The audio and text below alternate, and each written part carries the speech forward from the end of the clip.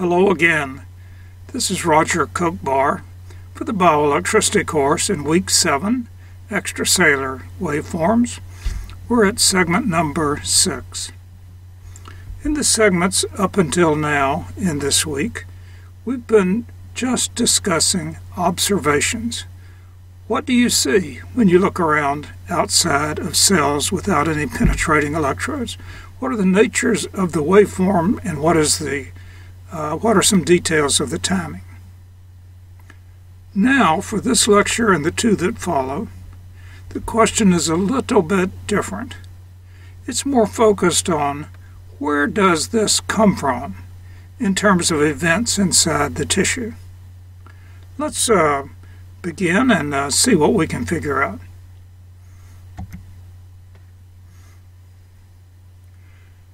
Once again, we'll do a few calculations in the familiar fashion.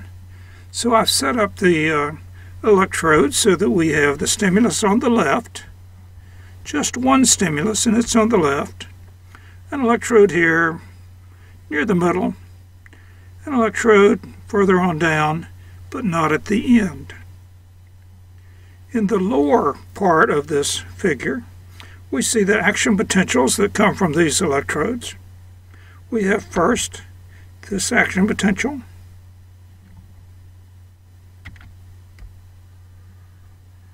This one is coming from the I electrode. Then later on we have this action potential. This one is coming from the J electrode. This figure also has two vertical bars.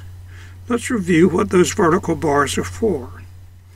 I have a vertical bar here to identify the time of the mid-upstroke of the first action potential, and another vertical bar over here identifying the time of the middle of the second action potential.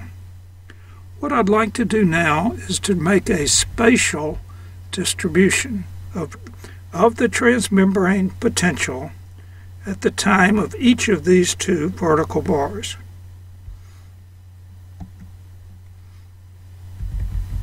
So on the top are shown my VM with time traces, and on the bottom are the VM in space traces for this same time instant.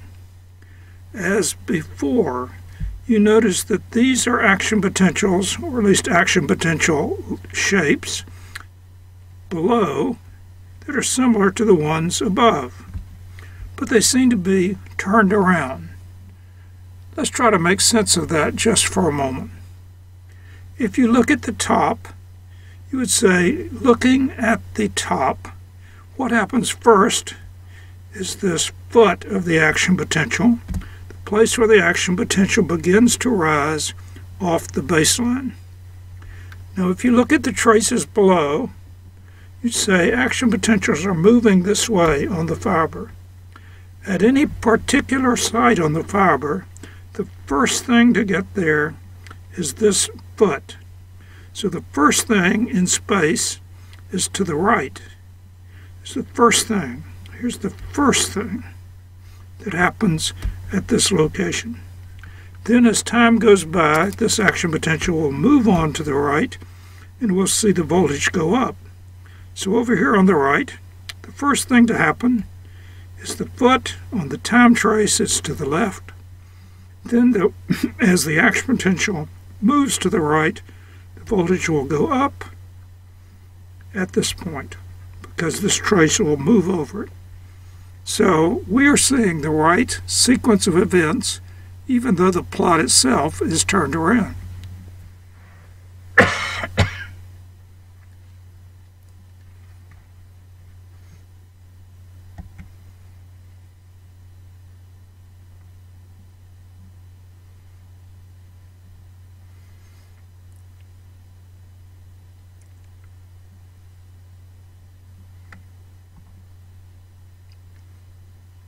In this slide, we have the time waveform, and then we have the time waveform of the voltage, and underneath it we have the spatial waveform of the voltage.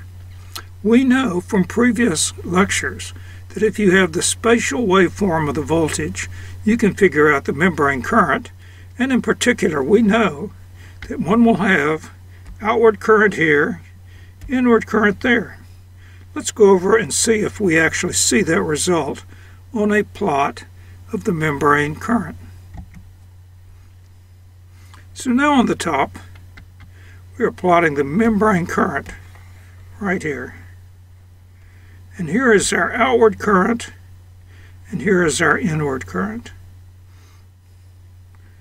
Going back and looking at the previous slide,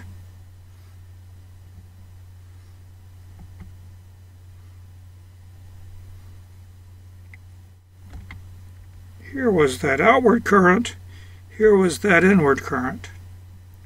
Now going forward again,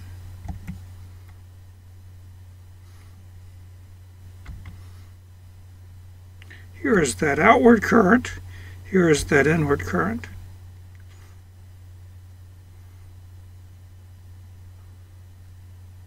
It's just fascinating.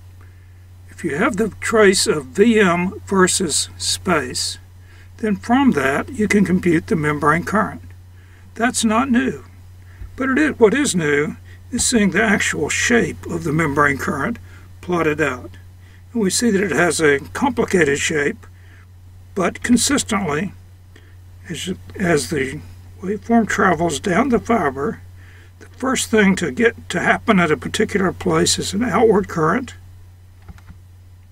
Then there's an inward current. Then it goes back to the baseline, and there's some smaller currents later on. Remember, everything is moving to the right.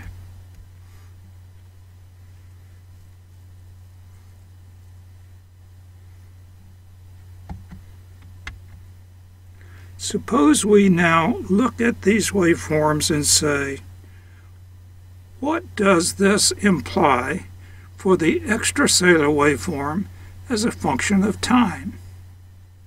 Well, it says extracellular waveforms are generated by the membrane current.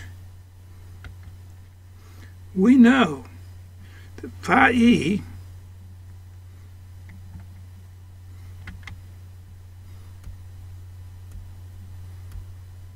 is equal to I0 over R times some constants.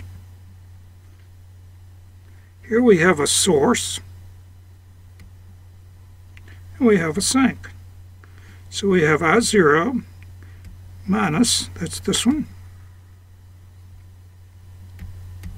I0 over R. This is this one.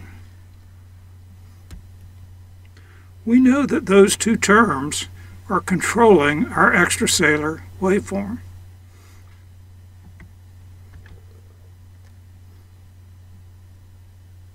We know that this current is moving to the right. So we know that in time, the first thing to pass underneath our electrode is this source. And indeed, on this time waveform now, the first thing that we see is the bump up.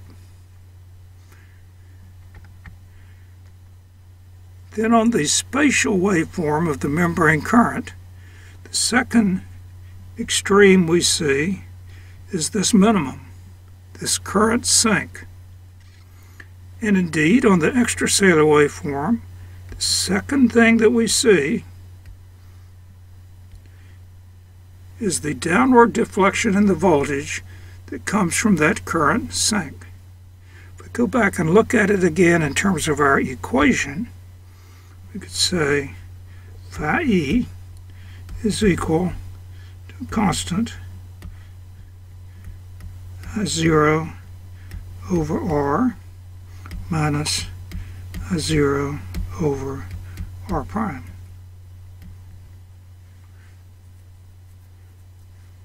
The first bump up, this bump, occurs when this term is dominant.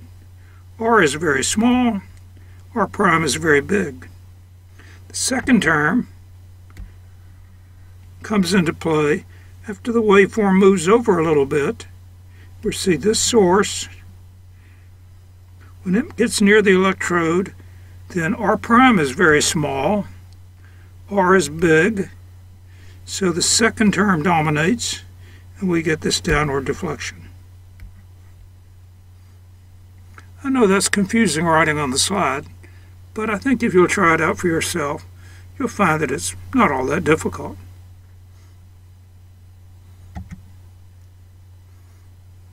So with a little smile to celebrate that understanding, we'll end this segment, and I'll look forward to talking to you again soon in the next segment.